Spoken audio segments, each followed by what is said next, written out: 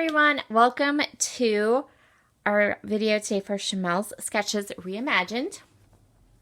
So this is the sketch that we are going to be working with this week. There is a video for this one.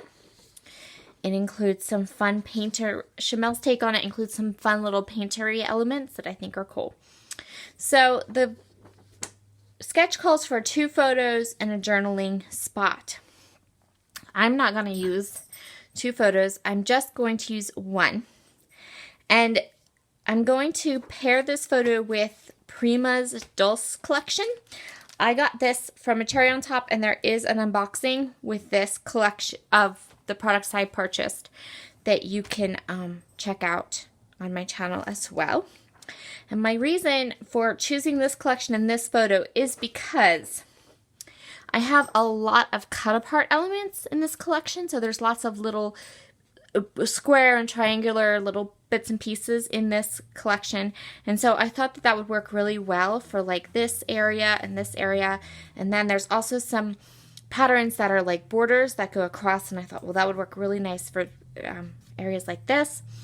Also, I want to use pattern paper background, so I want to do that, and I think that's it. So I'm going to get going on this layout and we'll see where it takes me. Okay, so I'm going to start with my background paper. I decided that I'm going to use this very light pink diagonal stripe layout. I'm going to go ahead and take the branding strip off. There's a lot of cutting involved in this particular project, so I kind of moved my guillotine cutter a little bit closer to my work area so that you weren't just staring at empty screen while I cut everything. So this is going to be the border I'm going to use across the middle, and at the end of the day there isn't a ton of it that shows, but that's okay because I'm going to take the elements that are on that banner, the hearts, the cupcakes, and the tickets, and I'm going to put them throughout the layout. Those are going to kind of be the icons for this particular project that I'm going to stick to. I'm grabbing just a piece of white cardstock here because I just said that I really want to have my photo matted in white. This photo has some kind of funky coloring going on with it, and so I wanted adding that white border really helped the layout to pop a little bit. My sister took this photo. It is of my niece at Ocean City, Maryland. You'll be seeing probably a bit more. I have a couple pictures, a family photo, a couple pictures of my niece, pictures of my nephew, and I specifically got this Prima collection from a Cherry on Top so that I really was able to use it as my for these photos. So what I'm going to do now is I'm going to go ahead and I'm going to put my photo down where it needs to be. I've only put glue on the middle of the photo so I can tuck things in. We're going to do lots of little tucking and layers and elements for this layout. So I've pre-cut a couple pieces that I really know that I want to use. And so I'm going to start by kind of deciding where I want those elements to go and where I like them. This layout, while not hard, was a little challenging only because I tend to not work with the square shapes.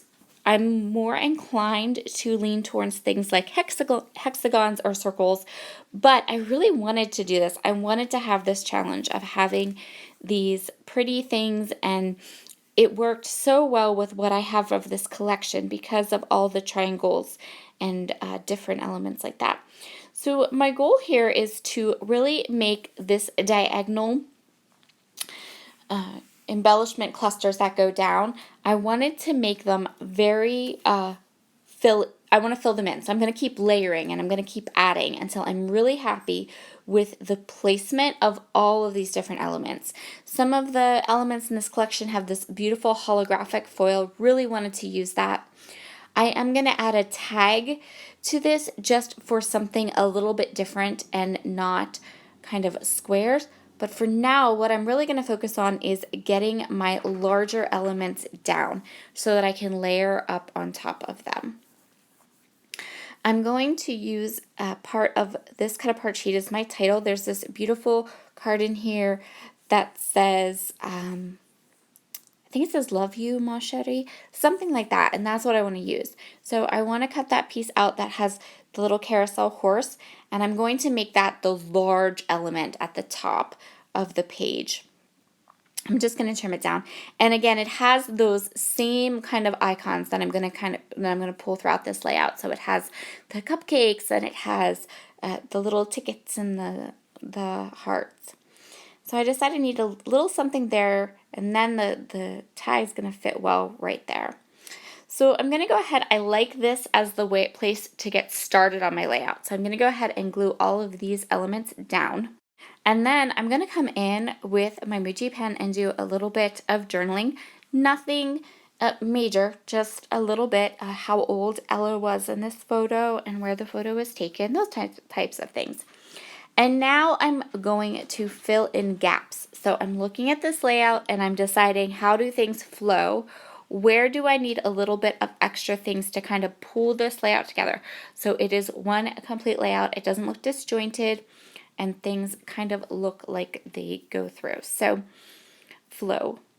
So I'm going to go ahead and initially I put this cupcake on top of that tag and then realized that those are the exact same cupcake that's on the carousel horse. And I decide that really what I want to do is there's two different kinds of cupcakes on this in this collection. And I want to put the cupcakes on, but I don't want them to be directly beside each other. So I'm going to flip out the one style of cupcake for the other style of cupcake. It's just a me thing. And I'm going to use some puffy stickers, and I'm going to use some Pop Dots foam adhesive to kind of give this layout some dimension. Now, I don't like the way it stops. There's all of those little bits and pieces.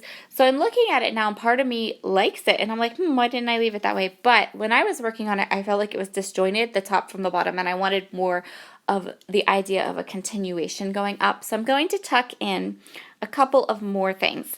I'm going to tuck in this little piece here, and then I'm going to use some of those little ticket stubs to add some dimension. I thought about die cuts, but really at this point I just want to, I'm looking for layering pieces. I want to layer things on top of each other. So I'm going to fussy cut another little ticket stub. I love this little teacup with the cupcake on top. So this collection is incredibly whimsical and just fun. So you really have to be okay with icons that maybe don't exactly match perfectly with your photo. The colors match perfectly with this particular photo, and I love these icons. I think they're so, so cute. So I'm just going to continue on here. I'm going to fussy cut this ticket out. I have the 6x6 paper pad and some of the 12x12 sheets. I have lots of things that I can cut from and use and add as embellishments. And so I just decided I'm just going to go for it. I love the way those tags look behind the teacup. I'm going to pop the teacup up, and that's going to be the end of the main embellishment. So I feel like now all the gaps are filled in. I just want a little more, right? Just a little more, because there are so many beautiful, beautiful things in this collection, and I really just want to, I'm going to keep adding little things. So I'm going to tuck in another cupcake right here, and again, that kind of pulls your eye up from the photo. And now that everything is in, I am grabbing some white out sequins. These were new sequins that came out last month in October from Spiegel Mom Scraps. And I started by, as you can see, just throwing them down. Throw the sequins down, and then after I have them kind of thrown down, I can move them around, eliminate ones that didn't end up, that are at places I don't really want them to be. This is just how I go about creating a scattering of sequins that that doesn't look too intentional, right? So I want them to look like the sequins are scattered, but at the same time, I don't want them to cover up certain elements on my layout. So this is how I go about doing it. I literally just throw sequins onto the page and then kind of move them around till I'm happy with where they are. And then I'm going to come in with my Crystal Katana and my Nuvo Deluxe adhesive, and I'm going to glue all of these little sequins down.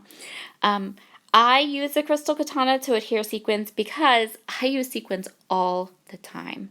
And For me, this is the best. I had one of those little jewelry pickers, the least expensive one. I think it's called Marvi Uchita. Anyway, after a very short period of time, the end of it got gummy and gluey and just didn't work. But you can wash the top of this one, so it works really well. And that's going to complete this layout. Here are all of the little elements. Below, you will find an affiliate link to Spiegel Mom Scraps that you can use to grab some sequins. All the sequins in her shop are free shipping. You will also find all of the links to these beautiful Prima products from A Cherry on Top. And, oh, I forgot, I have 2 guest designers joining me today, Shannon Aller and Krista. And I'm not even going to try to pronounce her last name. And their channels will be linked below, and they're going to play along with this sketch today, and lots of information down below. The original